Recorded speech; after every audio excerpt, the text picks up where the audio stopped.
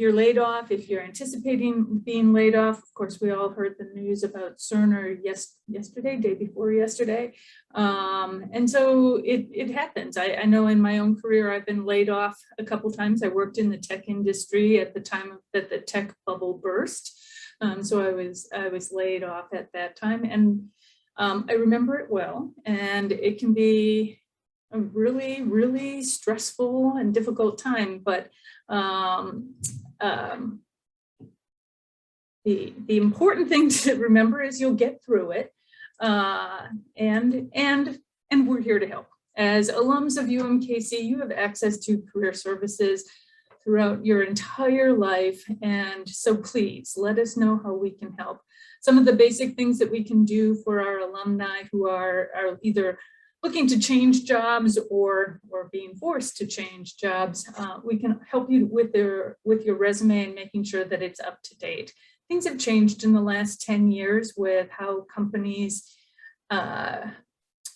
recruit individuals, and a big chunk of that is applicant tracking systems and making sure that your resume is ready to go and pass through these automated systems. And so we can help with that. And of course, we can help with interview preparation. And we're here, we can do mock interviews. We have some tools that we can make accessible to you so that you can practice your interviewing skills on your own. We can give you assistance with networking, helping you out with contacts, helping you get started with the networking process if this is something that you're not comfortable with. And we can help you with some industry research, which I think is a really vital part of the job search process. We have some databases that we subscribe to that we can run reports on what the market looks like for you, as well as we do have some resources that I'll show you in the presentation that you can access yourself. And then, of course, we're continually adding resources. And I've been working with Katie, and we're going to continue to work together to put some more resources that are really specific for our alumni and have those available on a website where you can go and access them whenever it's convenient for you. So, so I thought the primary focus of my presentation today would be how to shorten that timeline between when you realize you need to start looking, whether that was because you were laid off or because your position was eliminated or you're just getting back into the job market, and the time when you actually get that offer. And so how do we shrink that timeline, make it go as quickly as possible? Because I know that it's a demoralizing process, and oftentimes this is a financially worrisome process. And so if we can get you on to the next wonderful thing as quickly as possible, everybody's happier. So number one, like I was saying, updating your resume.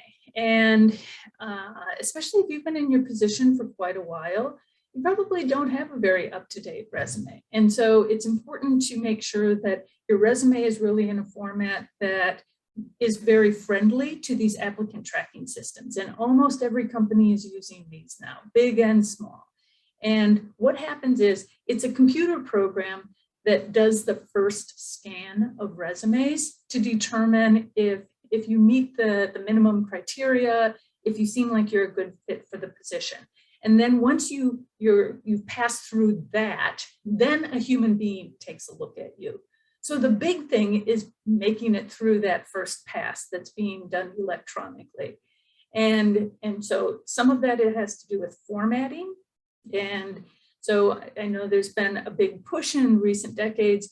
You'll see all sorts of these templates where they want you to have color and blocks, and they sort of segment out your resume in all these creative ways. And applicant tracking systems hate those things. And so if you're using one of those more creative templates, probably your resume isn't actually getting to the point where it's being reviewed by a human being, because the applicant tracking systems will usually just kick those templated versions out. So nice, simple format is what they like to see, and very, very keyword rich. And this is the thing that I think is hard for a lot of people, is really making sure that your resume is tailored to the job that you're applying for. And if you've ever heard me speak before, you've heard me say it. Too many times we look at our resume as this history of what we've done in the past, as if it's this static and carved in stone thing. And what it is, in fact, is a marketing tool that you're going to use and adapt to sell yourself to the audience that you're applying to. And so it's adaptable, it's flexible, it has to be perfectly reflecting your best qualities that match the wants and needs of the person who's doing the hiring. And so it's not a history. You're going to mess around with your resume quite a bit. And I'm gonna just forward one quick one just to show you a little bit of what I'm talking about. And this is my own resume. I figure if I'm going to plaster it up there in public, I shouldn't use some poor souls. I should just use my own. So if I'm thinking about what my resume is, so if you look at the resume that's got the black box around it, this is probably a really typical sort of resume if I was applying for a career services position. I've got these subgroupings on my resume. So this one is professional development programming and coaching, career coaching, very obvious for a career coach. Employer outreach, very obvious for a career services director, and then managing a department. So this is the sort of thing that I would put on my resume if I was applying for a position as another career services director, because I'm tailoring my resume to the job that I want. In this case, it's similar to the job that I have. And so that's maybe what you would think you would find on a resume. On the other hand, if I was applying for a job that's more maybe department management, but not career services, or more of a strategic functioning role, I probably am not going to talk about career coaching and employer relations, because who cares? Who cares outside of career services if I know how to build relationships with employers? So if I'm applying for a position more as a department head, I'm going to talk about departmental administration. I'm going to talk about management, managing a team. I might talk about marketing and strategy. No, there's not a header in here that talks about career coaching, that talks about employer relations. I never mention in here that I do resume reviews, that I help people with their interview preparation, because for the job that I might be using the green bounded resume to apply for, wouldn't be career services. And so there's no need to talk about those things. It's not relevant. But I'm not lying when I focus on some of the different aspects of my job. As a career center director, I do manage people. I do have to do a lot of marketing. I do set the strategy for my department. And so those are all things that I can talk about, honestly, legitimately, that are relevant to the job that I'm applying for. So that's what I mean when I say you need to tailor your resume and view it more as a marketing document rather than a history. Because if I'm applying for a director of a department, and it's not career services, and all I talk about is career services, I've probably disqualified myself for the job. So you want to make sure that you're doing that tailoring. And we do have a tool that we have available to students and alumni, and it's called JobScan, and it allows you to upload your resume into the system and then cut and paste the job description that you're applying for. And the system it basically reverse engineers these applicant tracking systems, and it'll give you a score based on how well your resume is tailored to the job that you're applying for. And then even more beneficial than that, it gives you all sorts of tips on which words you probably want to make sure you're including in your resume, what phrases. It'll also give you some tips on formatting. And it'll do the same thing for your LinkedIn profile.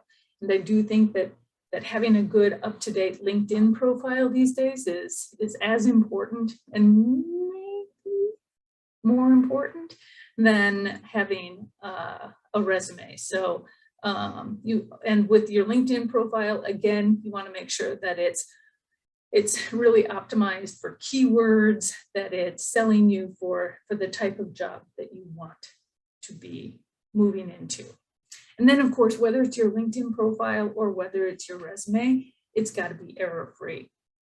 I was just sitting on a search committee for a position here on campus, and there was a candidate who was actually quite well qualified, but had a couple errors in their resume. We didn't even bring them into an interview because we had so much discussion about attention to detail and you know, you should be able to get this right. So people do pay attention to those things. So in terms of consistency of formatting on your resume, or punctuation, or grammar, or spelling, make sure it's error-free. And if you don't trust your own editing, send it over to us and we'll take a look at it. Have a friend take a look at it.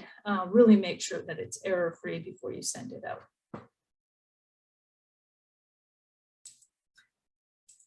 So the second thing I would say to shorten up that timeline is really spend some time doing research on the market. So, you know, it's good to know what companies are growing, what markets are growing. Not only do those companies in those markets have more available probably right now if they're in a growth mode, but they'll probably continue to have more opportunities. And so there'll be opportunities for moving up faster, as well as the immediate getting a job in those organizations. Katie and I were talking just before we started that, you know, we all heard the news about Cerner, and Cerner had significant layoffs. And sure, they're still hiring and recruiting on campus for those really entry-level positions, but probably as alums who have been working in the workforce, if you're looking for a position, you're looking for more in that middle section of you know, the layers within an organization. And so right now, maybe Cerner isn't high on your list of companies to target, because if they're laying off at that level, they're probably not doing a lot of hiring at that level. And so just know also that if you do really want to work at Cerner, there probably still are some positions, despite the fact that they're going through layoffs. But there's also going to be, because there's fewer positions at that level, there's going to be more competition. And so you would want to then set your strategy for how you're going to approach that, probably a little differently and maybe a little bit more aggressively, in order to be considered as a candidate for those handful of positions. On the other hand, if you look at companies that are really in rapid growth mode, you know, they can't hire fast enough. They're struggling to fill positions. And so they might have a lot of people applying, but because of the number of positions available, your chances are probably a little bit better. And then again, once you get in, there's probably more promotional opportunities 6 months down the road, 1 year down the road, than there might be in a company that's really kind of staying flat or kind of going through a difficult period. So it's good to know what the market looks like. And how can you find that? I think a good place to go is Kansas City Business Journal. So if you're interested in a business here locally, Kansas City Business Journal is amazing. They'll tell you who's laying off, who's growing, who's moving into a new space, who's got a new product, who's acquired a new company. All of these sort of little tidbits of information that can really help you decide, is this a growth opportunity? Is this a growth industry? And if that's a good fit for you. So Kansas City Business Journal is a great resource. I personally love the Book of Lists. Love the Book of Lists. I was just looking at it earlier. Here's last year's version of it. The Book of Lists is, it is exactly as it advertises. It's a book of lists. So it's a list that's the top 25 fastest growing companies in Kansas City, the top breweries in Kansas City, the top advertising firms in Kansas City, the top engineering firms. So it's actually published by the Kansas City Business Journal.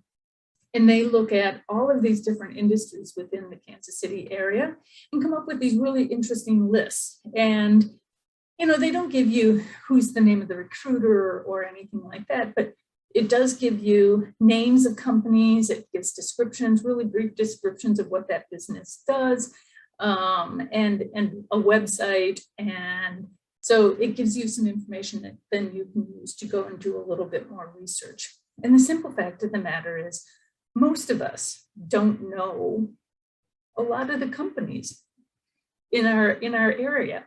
You know the big names, and you might know the names that are most related to the work that you've been doing, but there's hundreds, thousands of companies here in the Kansas City area that might be really interesting to you if only you knew more about them. So the Book of Lists is this wonderful, wonderful resource to kind of better familiarize yourself with what's here in the Kansas City area.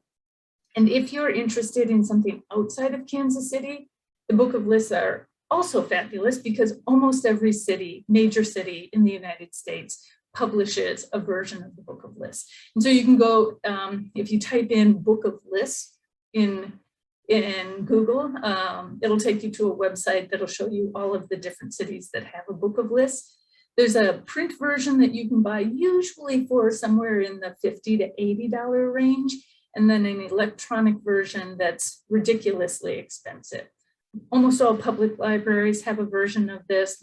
As you've seen, I always have at least something within the last year or two. So whether you want to come in and use ours or just email at me and let me know, I'm interested in that page on the breweries. Let me know and I'll send you the information from that. But so I love the Book of Lists. But then I think you can also do just a basic Google search. The other day I was helping one of our current students find more information about some of the fastest growing startups here in the Kansas City area, because they were really interested in working for a startup. And I was like, well, it changes all the time and I don't know all of them. So let's just type into Google. And if you type in fastest growing startups in Kansas City, it comes up with a number of different sources that come up with lists and descriptions of these different companies. And so, you can do fastest growing, you can do largest employers, biggest employers for engineers in Kansas City. Just do a quick Google search and it's amazing how much you can actually find out there. I will say a lot of the information you'll find has been published by Kansas City Business Journal. So they are sort of a good resource as it turns out. The other thing that we have available, and I'm going to give you a sneak peek of this now because I'm super excited about it, but it probably won't be available for another week, maybe week and a half. So bear with me while I bring this up. So I work at the Block Career Center. We have 2 career centers here on campus. And the Block Career Center is sort of leading the charge on changing our website a little bit. And then the UMKC Career Services Office is going to start the same process in about 6 months. And so the 2 websites will look very similar and have some similar resources. But I'm going to show you what.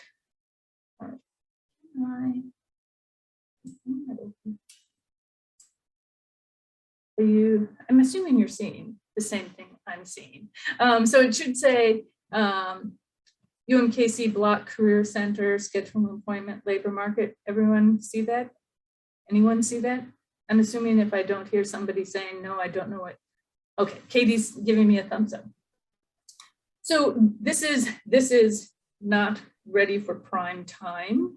But one of the things that we're offering on our website is, well, first of all, we're going to have a page here that's for alumni, and it's got some great resources. We're still putting it together, but some of our resources that are available to alumni will be here, and you can just click on them and find them. Here will be some featured jobs where we're going to be setting up some feeds that are really focusing for our alumni page on jobs that require some experience. So these won't be the jobs that would be, for your typical undergraduate. And then some interesting news and advice that we find throughout the web, we'll be posting it here. Any videos, contact information, all of that. But one of the things that I really love that we're putting on the website is this button right here, the labor market insights. And so if you click on that, you know, if you can say, I am interested in the job market for education and training, and maybe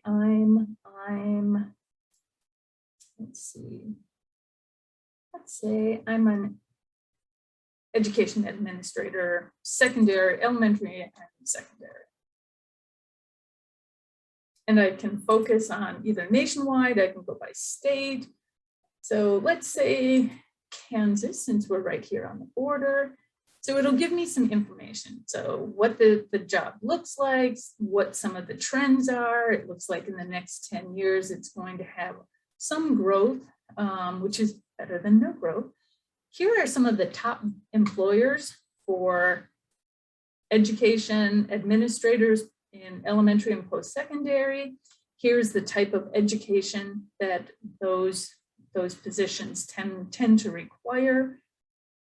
Average annual earnings, the technical skills that those employers are looking for, the soft skills. Here are some of the job titles that they're seeking. And so just really wonderful information. And it's really, you can search by just about anything. So architecture and construction, construction managers.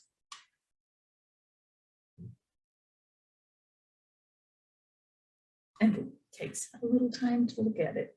So like I was saying, this will all be available. Our target is that by August 15th, it'll be live and up and running. And so you can just go to, right now, regardless of what your degree at UMKC was, you go to the Block Career Center, like I said, in about 6 months. This will also be available on the UMKC career site also. Anyway, so here's some information on construction managers, same type of thing, employment trends. This one, bigger growth market for construction managers, top employers, education. You can see in construction management doesn't really require a master's degree, which is always nice, unless of course you have a master's degree. Average earning, skills that they're looking for, technical skills and soft skills, similar titles that you could be looking for. So just a wealth of wonderful, wonderful information as you're trying to figure out who are the top hiring companies. You know, if I've got certain skills or if I'm interested in a certain market, who would be the employers I should look at? Oftentimes people will ask me, I don't even know, how do I figure out what job titles I should even be looking for?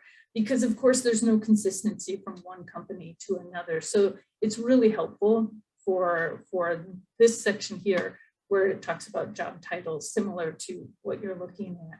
And this is all based on this company, MZ, looks at all of the job postings that are in a region in a 12-month period of time.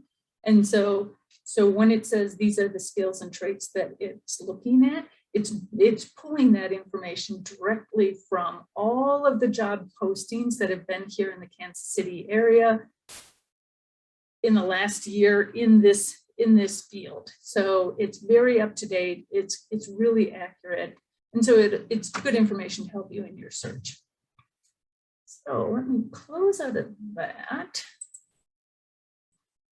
Other things I think that you can do as you're doing your research is really focus on reliable job posting sources. And I love LinkedIn. I love LinkedIn for almost everything. It's got a wonderful job board. So I definitely would keep that as one of the things I was regularly checking, probably on a daily basis if I was doing a job search. Glassdoor Jobs has in the last few years really upped its game. And so it has really, really good jobs on it also. If you're interested in working in the nonprofit sector, then Net Impact is an organization that has a job board. Its jobs are nationwide, well, actually worldwide, but so not necessarily focused here in Kansas City, but there are some that would be in Kansas City. Nonprofit Connect is a really wonderful source for nonprofit jobs here in the Kansas City area. usajobs.gov, of course, is a really wonderful, it's the essential site if you want to find a position with the US government, the federal government. Then there's jobs.mo.gov. There's another similar one for Kansas where you can look at state jobs. So all of these are really good, reputable sources. I'd say stay away from Monster, which has a lot of junk on it. And Career Builder is another one that tends to have a lot of junk on it. I like Indeed, but I would say really be careful with Indeed because Indeed's got a lot of old jobs on it. So Indeed is an aggregator that's kind of pulling from a lot of different sources across the web and bringing them to one location. It does also have its current, where a company would say, I want to post this on Indeed. So it's partially a direct posting system and partially an aggregator. The problem is you'll oftentimes see things in Indeed that are maybe 3 months old. And a 3-month-old job is pretty much as good as non-existent. So you want to be really careful on any of these, but especially things like Indeed, that you're looking at current jobs. And by current, usually I would say try and stick with those jobs that have been posted within the last week. And the reason is, if you understand how companies tend to go through this process. So a company, they get their requisition approved, they can hire somebody. They send it to human resources posts it on various channels where they think they're going to have the best traffic to find candidates. Usually that hiring manager is so anxious to get somebody in that position that they'll go to human resources and they'll say, after maybe a day or even 2 days, do we have any applicants? How is it looking? And once they get to a point, and it depends a little on the company size and all of that, but once they get to a point where they have maybe 10, 20 applicants within the system, they're going to start looking at them. And they're going to start putting people into a yes, no, maybe pile. And by the end of 2 weeks, for sure, within 2 weeks, most organizations are already starting to reach out to people to schedule first round interviews. And a lot of organizations are going to start that process within 1 week, by the end of the first week that it's been posted. So when you're applying to a job that's been posted for 3 months, they're probably already done with the application process. And for some reason, the job just hasn't been taken down from the internet. So you want to make sure that you're not missing out on these opportunities. So it's really, really important to find the fresh job postings and then to apply for them really quickly so that you can be sure that you're in that pool. Because the other part of it is most organizations don't kind of go back to the pool. So, you know, at the end of the week, they have maybe 20, 30 candidates. Sorry. Okay. Check that. So they'll have, maybe 20, 30 candidates. They identify a handful of people that seem interesting, and they'll bring them in for a first round interview, maybe a phone screen, maybe a very quick in-person interview, usually a phone screen. And then it's usually from that pool that they interviewed for that first round of phone screens. That's who they bring in for their in-person interviews. And they whittle down from that pool to who they're going to bring in for their second round. And so they don't usually say, we had 8 people in our phone screen and we liked 4 of them pretty well, but oh, let's go back to the pool of applicants to see if we're missing anyone. Nope, they're pretty much committed to those people that they liked from that initial phone screen.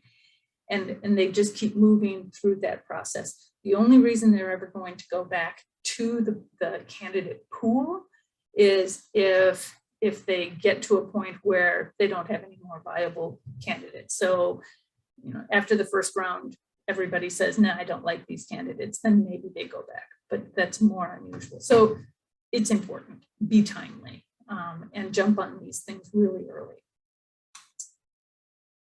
Yeah. And so my third tip, so you've updated your resume and your LinkedIn profile. You've done some research on the market, on different employers, and what's growing and what's not in your area. You've been out there looking at who's hiring and the job posts. And then I would say the other thing is that's really going to make the biggest difference is dedicate time every day to this. This is your job now. So don't take a week off. Don't just kind of, you know, dabble with it a little bit, a few minutes here and a few minutes there. This is your job. And so dedicate serious time to it. I'd say really, if you're not dedicating 20 hours a week to your job search, you're probably not taking it seriously enough. And within that time that you're dedicating to your job search, think of it as 75% should be face-to-face, talking to people, networking, and only 25% of the time should be spent on researching, finding jobs online and applying to them. Because the simple fact of the matter is that most jobs are found through networking and not through applying electronically. The statistic out there is about 1% of people who apply electronically get a response. 1%. And if you've been out there applying, you know it takes so much time to fill out these applications, to tailor your resume, to do all of this. And for a 1% return on investment, that's poor. So the best advice, and again, I know I repeat myself, the best advice is just to go out there and start talking to people and networking so that you're spending most of your time talking to professionals, learning about what the job market out there looks like, learning about what their job entails, learning about their organization, and then really just cherry picking those real great opportunities that you want to apply online for. The statistic is, it's a crazy number. It's like 70–80% of jobs never get posted. And so what happens is, you know, you do some networking. You go to LinkedIn, because I, again, love LinkedIn, and you find somebody who's doing a really interesting job that you're kind of interested in. Maybe it's sort of pie in the sky and you only wish in your wildest dreams you could do something so cool. But you find somebody on LinkedIn who looks like they're doing this really interesting work. You send them a quick little note saying, I'd love to learn a little bit more about what you do. It sounds really fascinating. And you set up a half-an-hour meeting on Zoom, or maybe you meet them at their office if they're back in the office, and you just are curious about them, their industry, their company, how they got where they are. You're not asking about a job. You're not asking them to hire you. You're not asking what positions they have available in their organization. You are just being curious about them. You have a great conversation. You learn more about their organization.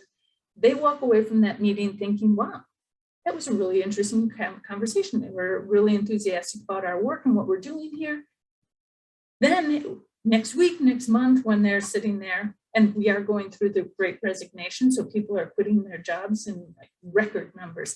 So next week, next month, when somebody puts in their notice and they're thinking, oh, we're going to have to replace them right away, they're thinking, I talked to that really interesting woman, Tess, who, you know, just seems like she would be a great fit, and she was really interested in what we're doing. I should give her a call and see if maybe she'd be interested. They don't have to post, they don't have to sift through hundreds or thousands of resumes. They know you're interested. They just hire you. Wow, how beautiful, how perfect. And that is actually how people find jobs. It's the conversations. And so when I say networking, I'm not saying you have to go to little cocktail receptions and have awkward conversations while you're trying to balance a plate of food and a little cocktail glass of wine. And it just seems awkward. Sure, there's a place for that. I'm not saying you shouldn't do those things, although it's hard to find them in these kind of mid-COVID times. But by network, it is that purposeful going out, seeking people who are doing interesting work and having conversations about what they do, and you being curious about what they do. And that is far and away the best way to find a job, the fastest way to find a job. And I must say, if you're somebody who's looking to make a change, so you're not a career services director who's looking for a career services director job. If you're a career services director who's looking for something else or the equivalent, the best way, and I'm not going to say only, but really the far and away the dominant way to find a job is to do networking. Because going back to applicant tracking systems, if I'm looking to make a change, a lot of these applicant tracking systems are really set up to hire people who are doing the job already. And so if you are not doing the job already, you're going to have a much tougher time getting through the applicant tracking system, even if you're using things like JobScan and trying to tailor your resume. The best way to make a change is to talk to people, where you can tell them about some of the transferable skills. And when they're telling you, their story and this is what we're involved in, you can say, that sounds a lot like what I've been working at here, completely different product and different, organization, but it sounds like the core of what you're doing is really similar. And that's the way that you kind of sell yourself for this type of career change. So just a couple more little tips. Real quick ones. Start right away. Every once in a while I'll run across somebody and they're like, I'm going to put it off for 3 months so I can enjoy the summer, or my son's getting married and I'm just going to wait until after the wedding. It takes a long time to find a new job, and sometimes it takes a really long time, and the more you put it off, the potential longer it takes. So just start right away. You can negotiate time off as part of your onboarding package. So just start right away. Include a tailored cover letter unless they tell you absolutely don't. And every once in a while you will run across something where they say no cover letters, but unless they're just like, we don't want them, assume that you need to include one. And I know everybody hates to write them, and they're boring and weird, but you still got to do it. And remember, throughout this whole process, it's really about them. You're a marketer right now. You're in sales and marketing, and you're the product, and they are the customer. So it's about them and what they want and need. So kind of get into their head and think about what it is that you bring that they're going to be interested in. And the other day I was talking about, managing your career in these mid and post-COVID times. And increasingly what companies are interested in are people who can take management and leadership roles that require agility and adaptability, managing hybrid teams, empathy, being able to communicate transparently, and to be innovative and creative in coming up with solutions. And then, of course, creating an inclusive environment that's really focused on diversity and equity. And then finally, stay sane. I've been through it. I know it can be really tough emotionally. So practice some healthy eating habits, get out there, get a little bit of exercise wherever you can, eat some healthy foods, have a salad every once in a while, moderate your alcohol intake, because alcohol is a depressant and sometimes it really feels like what you need is a nice good glass of wine, but sometimes probably a little glass of water would probably be a little bit more mentally healthful in that situation, just to keep your spirits up. And be sure and don't cut yourself off from your network. I know it can be a time like I have nothing to say to people. They're all talking about their jobs. I don't have a job to talk about. But that's just you getting in your head. Use your support system to keep you sane. So with that, any questions? I'm going to stop sharing my screen so that I can see you guys a little bit better.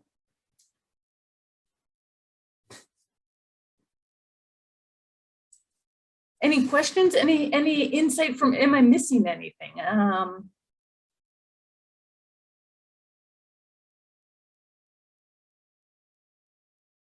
Quiet group. We've all left.